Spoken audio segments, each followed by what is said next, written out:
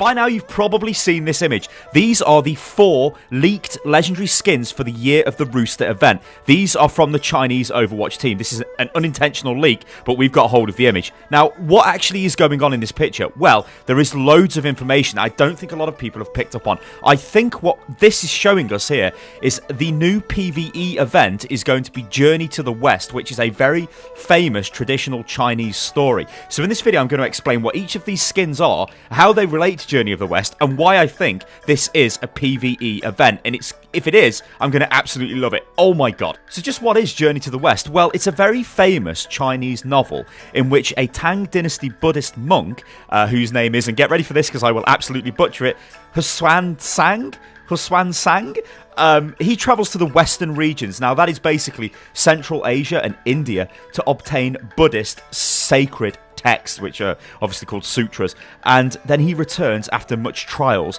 and suffering. Now, trials and suffering, probably what the event is going to be, but we'll get onto that towards the end of the video. Gautama Buddha gave this task to the monk and provided him with 3 protectors who agreed to help him as an atonement for their sins. These disciples are Sun Wukong, which is the Winston skin, Zhuao Baji, which I've totally butchered, that is the pig monster thing, that is basically Roadhog skin, and Sha Wujing, which is the Reinhardt skin, which is like a type of river monster kind of chap. And together with the Dragon Prince, who acts as Zhao Xuang's steed, a white horse. Now, remember, I can't speak Chinese, so I've butchered a lot of these names. But let's go into more detail on each of these characters and what they actually are. First up, we've got Zen Yarta. Now, let's take a look at this, because he is Hsuan Sang, which, again, I'm butchering. I know I am. I can't speak Chinese, so, again, apologies for that. And he is the main character. He's the leader of this kind of band of heroes who are going out there to recover these sacred Buddhist scriptures. Now, I think there are 3 that they're trying to collect, possibly, but there's obviously 3 people in his team as well, 4 including him. And they have to go through various trials, and he's sort of like the leader of the gang. He keeps them together. He's the one who's been sent on this sort of, I guess, holy mission by Gautama Buddha, and he's going to bring back these documents. And I think that's probably what the event's going to be, where we kind of have to work as this 4-man team against various trials, which will probably involve other Overwatch heroes and stuff like that. So that's all Zen really is. Like, he's kind of like the most basic character, if you think of it kind of in a simplistic way. He's not got any kind of fancy abilities and fancy stuff that he does. He's just the leader of the team. He's also actually known as Tang Seng as well, which is actually easier than me saying Hsuan Seng. So it's probably going to be referred to as the Zen Yarta Tang Seng skin, because I think most people are going to find it very difficult to say Hsuan Sang, if that's even how it's pronounced. Winston. Ah, yes, this is the Sun Wukong skin. Now, this has been teased on Echo Point Antarctica because you can see, or Eco Point rather, Echo Point, whatever the hell it's called, the Antarctic 1v1 map. On there is like a childish drawing of Sun Wukong. Now, Blizzard do this. They tease us with skins. They teased us with the Mei skin and with the Diva skin in the Christmas update for this event. So, like, there were the little sprays, the little bauble sprays. So, they do this kind of stuff. So, it was kind of a good guess that we would get a Sun Wukong skin. I mean, obviously, we've just got a Winston skin, so we're going to get another Winston skin. It's like, okay, whatever. I guess you could say the same with, like, pretty much all of these heroes, but that's actually another video, so let's not talk about that now. But what the hell is Sun Wukong? Well, he's the Monkey King, right? If you played League of Legends, yeah, you've seen him. If you played Dota 2, yeah, you've seen him. He's in loads of games, right? Monkey King, very big in Chinese folklore, yes, and all of that stuff. Thing is, though, he possesses immense strength. You see, he's apparently able to lift 7,960 kilograms or 17,550 pounds. Holy hell. Yeah. He's also extremely fast as well. And get this, he can travel at 21,000 kilometers in one somersault. Now, I know Winston can jump pretty high, but I don't think he can jump like halfway around the world. But apparently Sun Wukong can. He also knows 72 transformations, which allow him to transform into various animals and objects. However, he is troubled in transforming into other forms due to the accompanying incomplete transformation of his tail. So his tail always remains whatever form that he's in. Ridiculous. Sun Wukong is a very skilled fighter, capable of holding his own against the best warriors of heaven. Each of his hairs possess magical properties, which, I mean, if he's a monkey, what the hell? He's got a lot of magical properties going on here. Capable of being transformed into clones of the Monkey King himself. So I think in League of Legends he clones himself. Maybe he does in Dota. I'm not sure. Don't play Dota. But it's a bit ridiculous. He's also known to command wind, He can kind of command water. He can conjure protective circles against demons. That's Winston's bubble, right? And freeze humans, demons, and gods alike. So basically, he's absolutely he's mental. He's absolutely mental. But he's also got a ridiculous weapon. This is a Ruji Zhanggu Bang. I think that's how it's pronounced. Again, my pronunciation of Chinese stuff is terrible. It's a massive staff which you can smash your brains in with. But apparently you can also hide it inside his ear. So it changes size. Which is obviously it's Winston, so it's going to fire electricity out. In Overwatch, you would imagine it would just be like a melee weapon. That would be absolutely ridiculous if it was. But apparently, this first appeared in the chapter of the book when the Monkey King goes to like an underwater kingdom of Owl Guang. This is apparently where the Dragon King of the East Sea lives. He was looking for a weapon, and well, he basically stole it off him, which is a bit ridiculous. Apparently, it was initially a pillar of black iron, 20 feet in height, and he just sort of stole it. And then because he's magical, he turned it into this fancy weapon. Ridiculous. Next up, we got Roadhog. This is Zuhi Baji. I've totally pronounced that wrong again. But he's one of the helpers, obviously, for Big Man Zenyatta on his mission to get these techs back. And it kind of means swine. But this kind of really doesn't make sense in English to a sense. But it means swine ate precepts. That's what his name means. So swine, obviously, pig related. Buddhist scholars consider that both expressions are related to Silma Parimata. Now, again, I've totally butchered that, which basically means pigsy or pig. So, yeah, swine, pig, pigskin, Roadhog, he's a pig. It all makes sense, right? He would be this character. But the thing is, he's a very complex character in the novels. He looks like a terrible monster. He's part human, he's part pig. And he often gets his companions into trouble with his laziness, his gluttony. He actually likes chasing after the women as well, which is something he probably shouldn't be doing if he looks like he does, which is quite bad. He's also jealous of the Monkey King, which also isn't great, and he always tries to bring him down.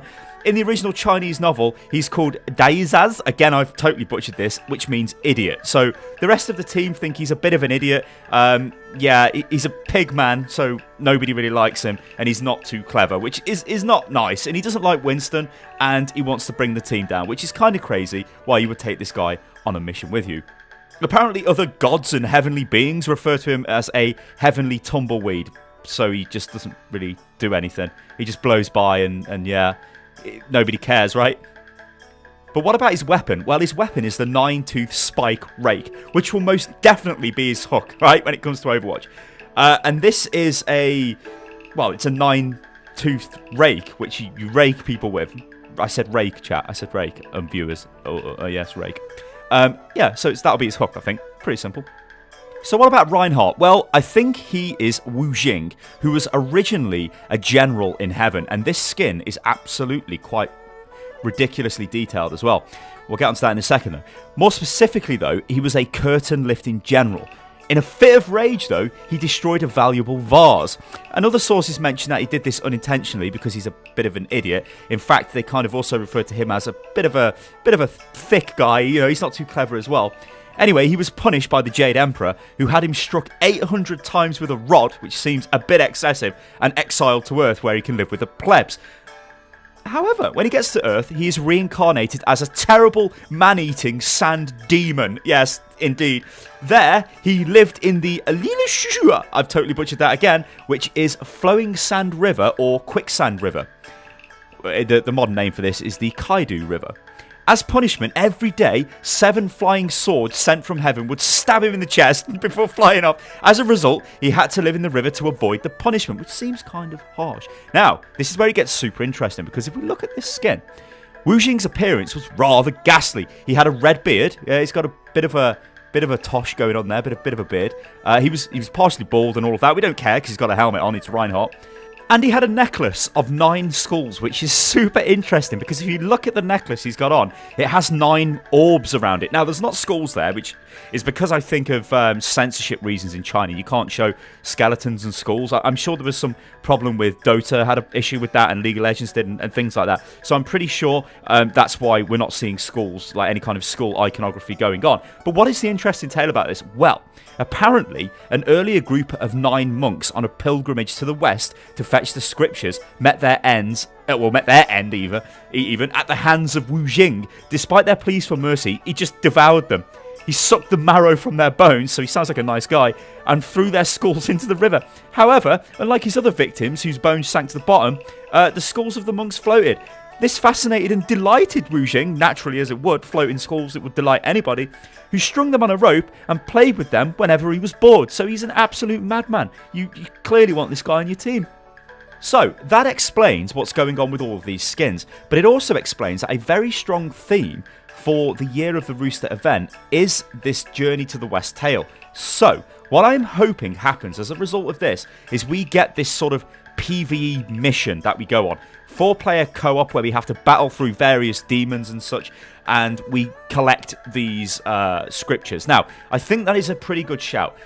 Last event, which was the Winter Wonderland event, I wanted a PvE event as well because of the success of the Junkenstein's event. Instead, we got a pretty basic in terms of functionality and the way it played snowball fight, which it was fun, but it wasn't Junkenstein's Revenge. I'm hoping this event does give us this sort of journey that we go on, because we know they can do this. With Junkenstein's Revenge, they had the full narration. This would work extremely well for this, and I think this is probably what Blizzard are interested in. It will resonate really well with the Asian audience, especially the Chinese audience, because it'll be like, wow, they're telling us a story here. We're getting to play through this. It's almost like being able to play Macbeth or some sort of Shakespeare novel to an English person, I guess, but with a Chinese folklore tale, which is like one of their most popular tales. It just makes sense. Guys, let me know what you think about this in the comments below. I think we're onto something with this, and we generally get really good with predicting what's going to happen. So, yeah, do let me know what you think about this in the comments below, and I will definitely be getting that Reinhardt skin. It looks so nice to me, that skin does. Holy hell. In fact, they all look quite nice, but again, like I said earlier on in the video, there's a little bit of a debate, isn't there, between who actually gets new legendary skins, because it seems that Blizzard tends to favour a few heroes. Roadhog. Reinhardt's got about 30 legendary skins at this point. Oh my god. Anyway, ladies and gentlemen, I've been Salos. This is Unit Lost. I hope you enjoyed the video. If you did, subscribe to the channel, like the video, follow me on Twitter, which is @UnitLostGaming, and I'll catch you next time. Toodaloo.